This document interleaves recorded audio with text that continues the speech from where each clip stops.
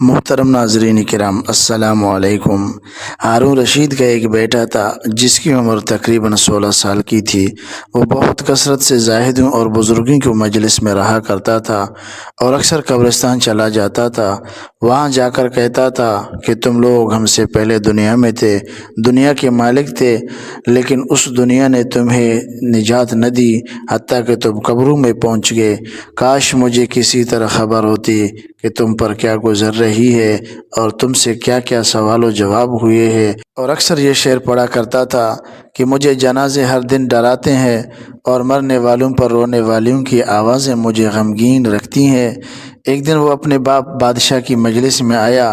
اس کے پاس وزراء امراء سب جمع تھے اور لڑکے کے بدن پر ایک کپڑا معمولی اور سر پر ایک لنگی بندھی ہوئی تھی۔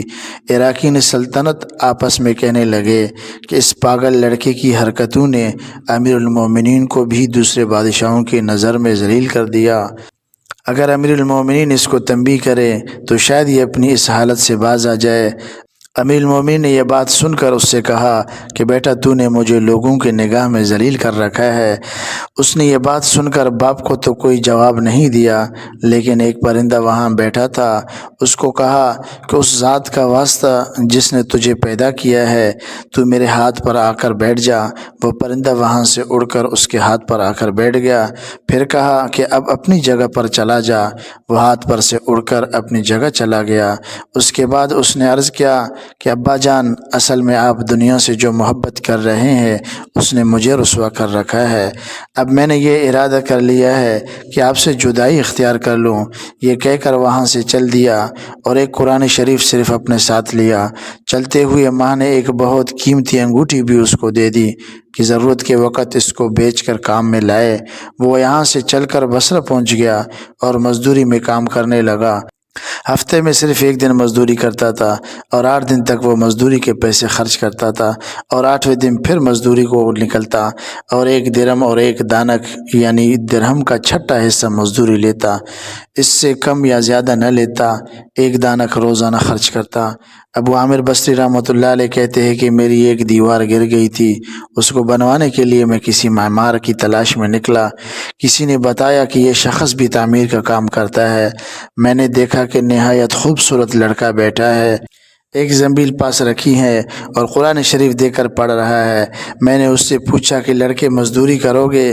کہنے لگا کیوں نہیں کریں گے، مزدوری کے لیے تو پیدا ہی ہوئے ہیں۔ آپ بتائیں کیا خدمت مجھ سے لینی ہے؟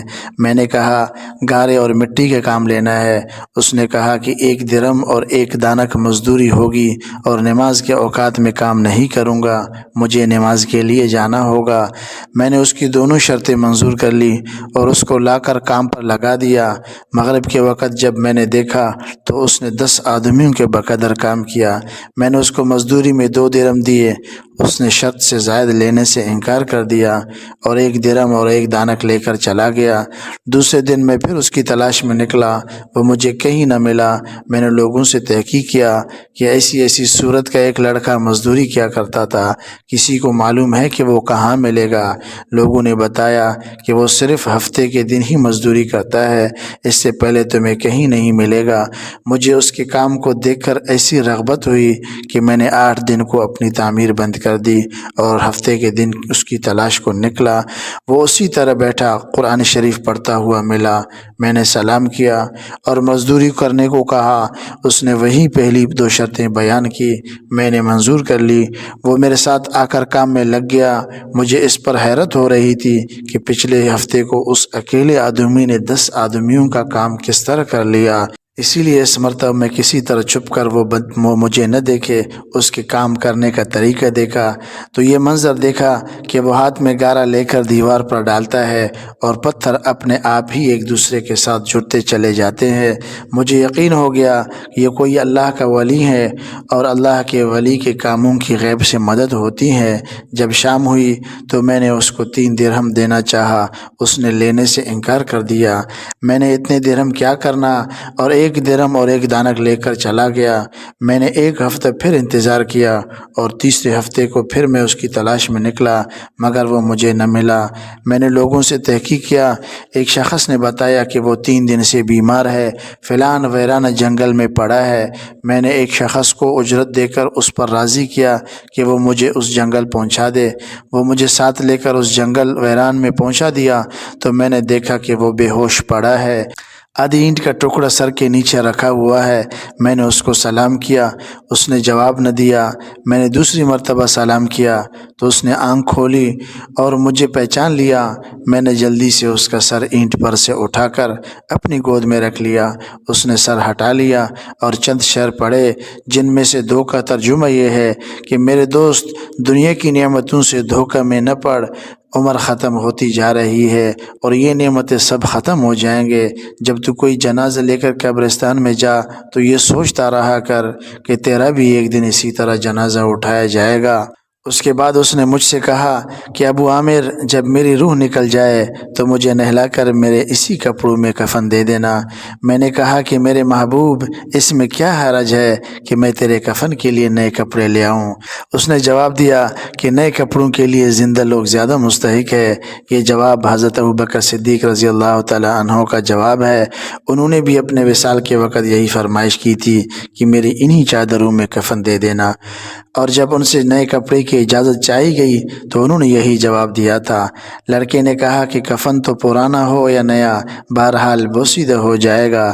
آدمی کے ساتھ تو صرف اس کا عمل ہی رہتا ہے، اور یہ میری لنگی اور لوٹا قبر کھودنے والے کو مزدوری میں دے دینا، اور یہ انگوٹھی اور قرآن شریف ہارون رشید تک پہنچا دینا، اور اس کا خیال رکھنا کہ خود انہی کے ہاتھ میں دینا، اور یہ کہہ کر دینا کہ ایک پردیسی لڑکی کی یہ میرے پاس امانت ہے، اور وہ آپ سے یہ کہہ گیا ہے کہ ایسا نہ ہو کہ اسی غفلت اور دھوکے کی حالت میں آپ کی موت آ جائے۔ یہ کہہ کر اس کی روح نکل گئی۔ اس وقت مجھے معلوم ہوا کہ یہ لڑکا شہزادہ تھا۔ اس کے انتقال کے بعد اس کی وصیت کے موافق میں نے اس کو دفن کر دیا، اور دونوں چیزیں گورگن کو دے دیے، اور قرآن پاک اور انگوٹھے لے کر بغداد پہنچا، اور قصر شاہی کے قریب پہنچا تو بادشاہ کی سواری نکل رہی تھی۔ میں ایک اونچی جگہ کھڑا ہو گیا۔ اول ایک بہت بڑا لشکر نکلا جس میں تقریباً 1000 گھوڑے سوار تھے۔ اس کے بعد اسی طرح یک کے بعد دیگر 10 لشکر نکلے، ہر ایک میں تقریباً 1000 سوار تھے۔ 10ویں جتے میں خود امیر المومنین بھی تھے۔ میں نے زور سے آواز دے کر کہا کہ اے امیر المومنین، آپ کو حضور صلی اللہ علیہ وسلم کی قرابت اور رشتہ داری کا واسطہ، ذرا سا توقف کر لیجئے۔ میری آواز پر انہوں نے مجھے دیکھا تو میں نے جلدی سے آگے بڑھ کر کہا کہ میرے پاس ایک پردیسی لڑکے کی یہ امانت ہے جس نے مجھے یہ وصیت کی تھی کہ یہ دونوں چیزیں آپ تک پہنچا دوں۔ بادشاہ نے ان کو دیکھ کر پہچان لیا، تھوڑی دیر سر جھکایا، ان کی آنکھوں سے آنسو جاری ہو گئے، اور ایک دربان سے کہا کہ اس آدمی کو اپنے ساتھ رکھو، جب میں واپسی پر بلاؤں تو میرے پاس پہنچا دینا۔ جب وہ باہر سے واپسی پر مکان پر پہنچے تو محل کے پردے گروا کر دربان سے فرمایا اس شخص کو بلا کر لاؤ، اگرچہ وہ میرا غم تازہ ہی کر لے گا۔ دربان میرے پاس آیا اور کہنے لگا کہ امیر المومنین نے بلایا ہے، اور اس کا خیال رکھنا کہ امیر المومنین پر بہت صدمہ ہے۔ اگر تم 10 باتیں کرنا چاہتے ہو تو 5 پر ہی اکتفا کرنا۔ یہ کہہ کر وہ مجھے امیر المومنین کے پاس لے گیا۔ اس وقت امیر المومنین بالکل تنہا بیٹھے تھے۔ مجھ سے فرمایا کہ میرے قریب آ جاؤ۔ میں قریب جا کر بیٹھ گیا۔ کہنے لگے کہ تم میرے اس بیٹے کو جانتے ہو؟ میں نے کہا جی ہاں، میں اس کو جانتا ہوں۔ کہنے لگے وہ کیا کام کرتا تھا؟ میں نے کہا گارے اور مٹی کی مزدوری کرتے تھے۔ کہنے لگے تم نے بھی مزدوری پر کوئی کام اس سے کرایا ہے؟ میں نے کہا کرایا ہے۔ کہنے لگے کہ تمہیں اس کا خیال نہ آیا کہ اس کی حضور صلی اللہ علیہ وسلم سے قرابت تھی؟ یہ حضرات حضور صلی اللہ علیہ وسلم کے چچا حضرت عباس رضی اللہ عنہ کی اولاد ہے۔ میں نے کہا امیر المومنین، پہلے اللہ جل شانہ سے معذرت چاہتا ہوں، اس کے بعد آپ سے عذر خواہ ہوں کہ مجھے اس وقت اس کا علم نہ تھا کہ یہ کون ہے۔ مجھے اس کے انتقال کے وقت ان کا حال معلوم ہوا۔ کہنے لگے کہ تم نے اپنے ہاتھ سے اس کو غسل دیا؟ میں نے کہا جی ہاں۔ کہنے لگے اپنا ہاتھ لاؤ۔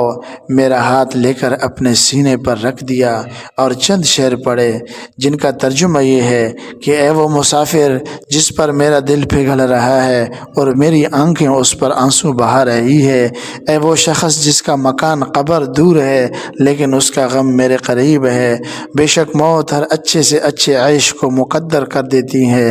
وہ مسافر ایک چاند کا ٹکڑا تھا، یعنی اس کا چہرہ جو خالص چاندی کی ٹہنی پر تھا، یعنی اس کے بدن پر پس چاند کا ٹکڑا بھی قبر میں پہنچ گیا اور چاندنی کی ٹہنی بھی قبر میں پہنچ گئی۔ اس کے بعد ہارون رشید نے بصرہ اس کی قبر پر جانے کا ارادہ کیا۔ ابو عامر ساتھ تھے۔ اس کی قبر پر پہنچ کر ہارون رشید نے چند شعر پڑھے جن کا ترجمہ یہ ہے، اے وہ مسافر جو اپنے سفر سے کبھی نہ لوٹے گا، موت نے کم عمری کے ہی زمانے میں اس کو جلدی سے اچک لیا۔